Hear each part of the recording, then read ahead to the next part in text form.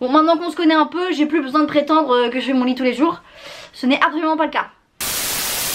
Hi! Mais c'est encore moi, qu'est-ce qui m'arrive? D'ailleurs, est-ce que ce nouveau planning vous convient? Je poste 2 fois par semaine, un petit vlog, un petit face cam. Qu'est-ce qu'on en dit? J'attends vos retours. Je viens de bouffer un pain au lait avec du Nutella. J'espère que j'en ai pas dans les chicots. Bon. J'avais trop hâte de vous faire cette vidéo là parce que aujourd'hui on va parler de ces 9 choses qui ont changé ma life. Mais genre vraiment, ça a révolutionné ma petite existence. J'avais vu ce concept sur la chaîne Doria et je m'étais dit girl, faut le refaire. Alors préparez-vous parce que ça se trouve ça y est là, je vais changer votre vie. Who knows? Non mais sérieux, en plus là j'ai une citation qui me vient. Je ne sais pas d'où elle sort, si c'est un philosophe du XIIIe siècle ou si c'est Maître Gims, je ne sais pas. Quoi qu'il en soit, la citation dit: on est toujours à une décision près d'une vie complètement différente. Ce soir avant de vous endormir, je veux que vous pensiez à ça. Vous m'en direz des nouvelles demain. Petite parenthèse, tout ce que je vais citer, s'il y a des liens, tout sera dans la barre d'infos. Donc allez checker ça avant d'aller me demander. Parce que je vous connais. Allez, c'est parti! Je ne pouvais pas faire cette vidéo sans commencer par ça. Parce que pour moi, ça a été un élément déclencheur de beaucoup d'autres changements. Et si c'était à refaire, je le referais 45 milliards de fois. Vivre à l'étranger. Pour ceux qui débarquent, j'ai vécu aux États-Unis pendant 2 ans. J'étais au pair et dans une famille d'accueil à côté de Philadelphie. Et c'était le fuego. Parce qu'il faut quand même se rappeler que quand on fait ça, on arrive dans un pays qu'on ne connaît pas et on ne connaît rien ni personne la plupart du temps. Donc c'était moi, me, myself and I, solo dans le vaisseau. Mais en fait ça fait un peu comme si vous aviez cette chance d'arriver quelque part et de pouvoir appuyer sur le bouton reset, de pouvoir pleinement être qui vous êtes sans vous soucier de oh bah un tel il va penser ça de moi parce que voilà il me connaît. On s'en branle, vous connaissez personne. Et en fait avec cette expérience là j'ai pu me détacher de l'importance que j'accordais au regard ou à l'opinion des gens. Mais un sentiment libérateur comme never.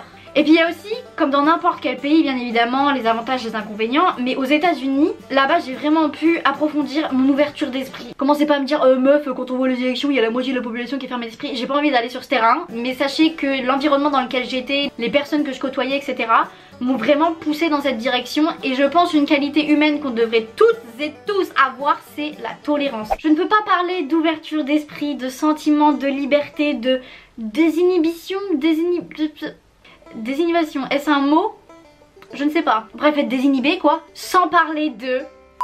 attendez d'ailleurs, j'ai un truc à vous dire. Dans l'une de mes précédentes vidéos, je vous parlais de mon culot légendaire. Voilà, dans ma vie de tous les jours, j'ai ce culot. Mais pas de façon péjorative, je ne vais pas être déplacée, mais j'ai un peu le qui tente rien n'a rien facile, tu vois. Et du coup, j'étais en train de préparer cette vidéo, et en arrivant au deuxième point, je me suis dit, meuf, ce serait quand même ouf si, ce deuxième point là, il voulait bien taffer avec toi. Ce serait... Grosse forceuse de la life que je suis, je me suis dit bon, je vais leur envoyer un email. J'ai l'honneur de vous annoncer que je suis en collaboration avec Tinder.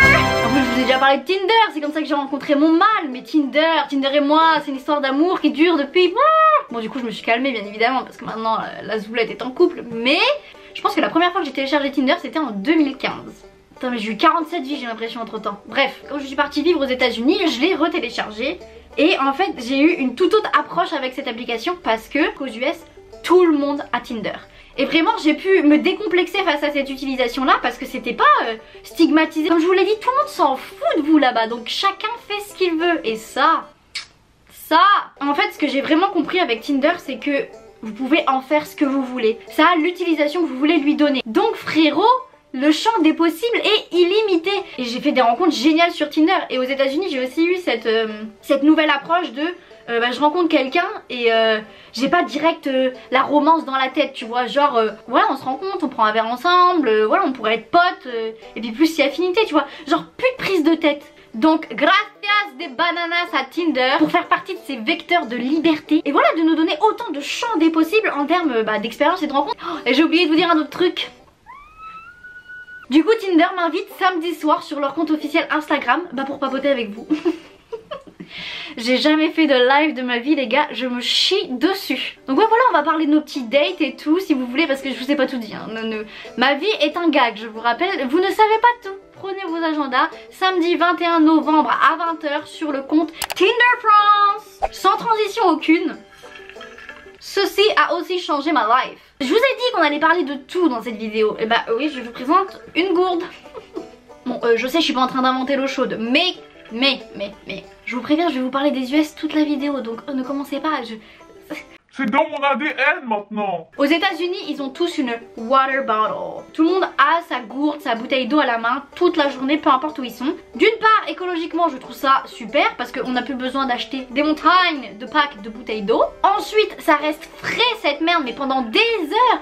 Je vois des fois, je remplis ma bouteille avant d'aller me coucher, genre je mets des glaçons pour être sûr que c'est bien frais. Le lendemain matin, je secoue ma bouteille, il y a encore les glaçons dedans.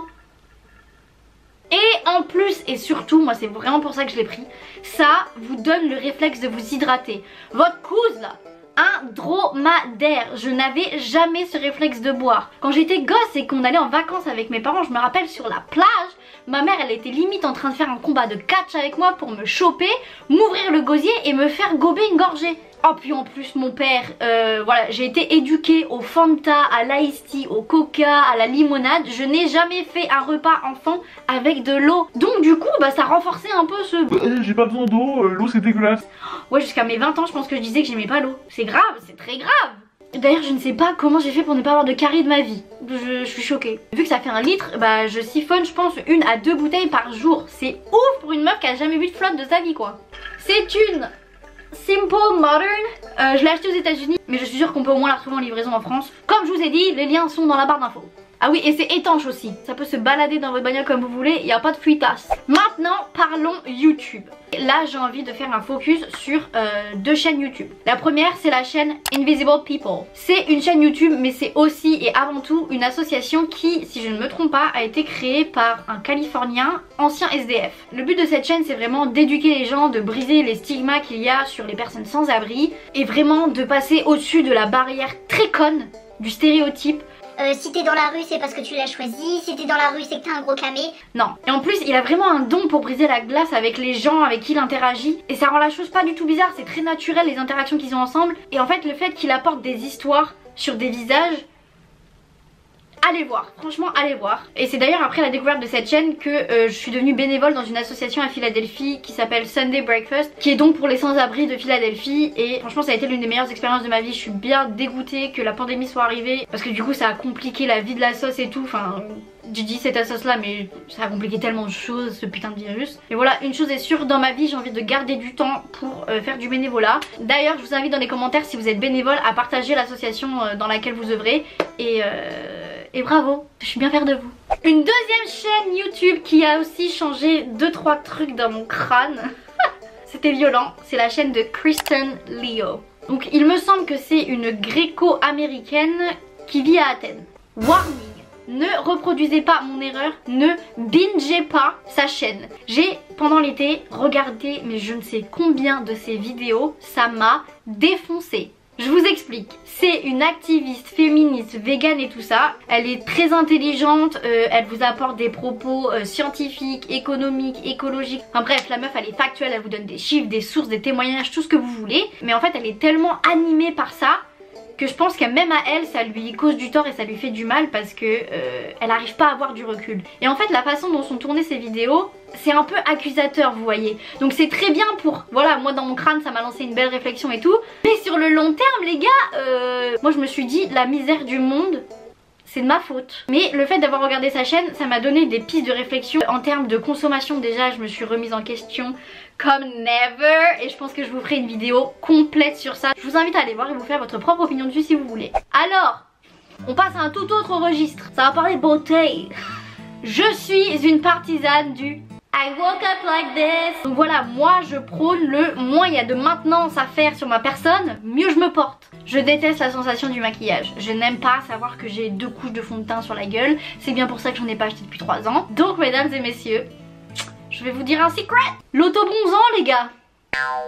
Alors celui-là c'est celui pour le visage et ces deux là c'est pour le corps. Personnellement j'ai utilisé que le Bondi Sense pour l'instant et une fois que j'aurai fini je passerai au Loving Tan. Donc ça me permet vraiment d'avoir un teint genre allez bonne mine. Et aussi ça m'évite de rôtir au soleil l'été. Parce que moi il me faut mais des plombs pour avoir un bronzage genre potable. On sait bien que le soleil ça ne fait pas des miracles sur notre peau. Donc voilà, quelques gouttes sur mon visage, quelques pompes sur mon corps. Et bah moi j'ai l'impression que je reviens d'une saison chez les Marseillais. Un autre truc aussi qui va de pair avec moins j'en fais mieux je me porte, beauté édition, lissage brésilien les gars, révolutionnaire, ça a changé ma life. C'est le thème de cette vidéo, Margot, on a compris. Votre cousine là, sa texture de cheveux c'est une catastrophe. J'ai fait partie de ces gamines qui se sont lissées les cheveux jusqu'à la muerte au collège. Je savais pas en prendre soin, donc je les ai bousillés en les lissant et tout le bordel. Il y a 2 ans, j'ai commencé le lissage brésilien. Je ne suis pas coiffeuse, je ne suis pas scientifique, biologique, ce que vous voulez. D'après ce que j'ai compris, c'est juste qu'ils injectent de la kératine dans vos cheveux, ce qui détend le cheveu. Et voilà, du coup vous avez un résultat assez lisse. Pour une meuf qui avait toujours besoin de passer au moins un coup de lisseur et de trucs de machin, ça change la vie, franchement, je recommande. Ça fait 2 ans que je vais dans le salon d'une copine qui s'appelle Berry Van. Voilà quoi. Alors là on passe à l'avant-dernier truc et vous allez me dire mais frérot tu sors d'une grotte ou quoi? Alors je vais pas les chercher parce que j'ai pas envie de faire des conneries, de le débrancher, que ça marche plus et tout. J'ai pas envie, c'est très précieux pour moi. Un fire stick les gars. Si vous ne le savez pas, je vis dans le trou du cul du monde. Y a pas de fibre ou quoi que ce soit. La DSL mon frère c'est limite en train de pédaler sur ton vélo pour avoir internet. Donc autant vous dire que la télé qui passe par la box ou quoi que ce soit, ça je peux toujours rêver. Donc en fait c'est simplement quelque chose que vous branchez sur secteur et ensuite vous le branchez sur un port HDMI de votre télé. Et en fait après avoir connecté ça au wifi de votre maison... Putain de peluche là. Et en fait après avoir connecté ça au wifi de votre maison, au wifi, à la wifi, je ne sais jamais, et ben vous pouvez avoir accès aux plateformes auxquelles vous êtes abonné. Genre Netflix, Amazon, OCS, même YouTube, vous pouvez avoir directement ça sur votre télé. Mais c'est le feu. Et enfin pour finir, mon Graal, ma Bible, que dis-je, mon fils, ma bataille. Un bouquin les gars. Love is letting go of fear. Qu'on peut traduire par l'amour c'est de se séparer de la peur. Non, ce n'est pas un bouquin sur une belle romance entre un pirate et Elizabeth Swann. C'est des leçons de vie condensées en 135 pages. Donc voilà, ça vous explique plein de choses, le mal que vous vous faites, pourquoi vous le faites, comment vous pouvez arrêter ça, enfin... Pépito de la pépita quoi. Oh, je pourrais en parler des heures de ce bouquin. C'est des trucs mais qui peuvent paraître tellement bêtes pour certains qui l'ont compris et tellement mais... pour des gens qui étaient complètement à côté de la plaque. C'est pas la clé du paradis hein, mais c'est au moins un très bon outil pour votre quête du bonheur. S'il y a des profs d'anglais qui regardent, s'il vous plaît allez jeter un oeil à ça. Parce que ouais malheureusement il est que en anglais, j'ai pas réussi à vous trouver des traductions. Mais j'ai réussi à vous trouver des PDF gratos. Et j'ai aussi trouvé des liens pour vous le procurer en physique. C'est un anglais hyper accessible. Et il y a même genre des illustrations et tout. Si comme moi vous n'êtes pas adepte des pavés, que vous avez une capacité de concentration qui frôle le néant, voilà je recommande. De tous les enseignements que j'ai retirés de ce bouquin, il y en a un qui vraiment à la muerte je le garde et je pense qu'il pourrait en aider plus d'un. C'est l'importance du pardon. Autant se pardonner soi-même pour des erreurs qu'on a pu commettre et de pardonner les autres pour un mal qu'ils ont pu nous faire. Parce qu'en fait on se rend vite compte que la haine, ce désir de vengeance, ces regrets, tout ça, ça mène nulle part et ça nous bouffe plutôt qu'autre chose. Donc en fait ce bouquin là, il vous apprend aussi à passer à autre chose. Et c'est ainsi mesdames et messieurs que se termine cette vidéo. Franchement je vous mens pas, 1 heure avant de filmer cette vidéo, je chialais ma race. Parce qu'en ce moment ça ne va pas. Donc voilà, ça m'a fait grave du bien de partager avec vous ces choses qui ont vraiment impacté ma vie de façon très positive. J'espère que vous allez bien, que vous êtes en bonne santé et que si comme moi-même vous commencez un peu à devenir cinglé, voilà, vous trouvez des petites choses qui vont vous détendre et tout ça. Et en parlant de choses qui détendent, je vous invite à me rejoindre samedi soir à 20 h. Voilà, pour qu'on ait un petit chit-chat ensemble et qu'on passe un bon moment. Allez, des kisses!